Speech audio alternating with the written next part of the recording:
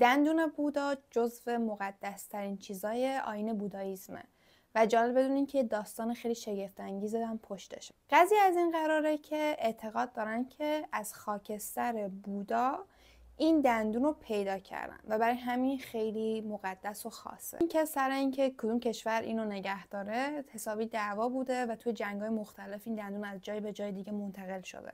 اول توی هند بوده و این اواخر توی سریلانکاست، توی معبدی به اسم معبد دندون. باید بدونین که هر ساله میلیون‌ها آدم از این دندون بازدید میکنن و اعتقاد دارن که این تنها یک آثار قدیمی نیستش، بلکه نشونه معنویت و یه بعد خاصی. چیزی که وجود داره اینه که خیلی‌ها فکر میکنن این یه خرافه است و این دندون بودا نیست و سر این قضیه هم خیلی کشمکش هست. ولی از اونجایی که یک مسئله دینیه کسی نمیتونه سرش خیلی بحث کنه. شما چی فکر میکنی؟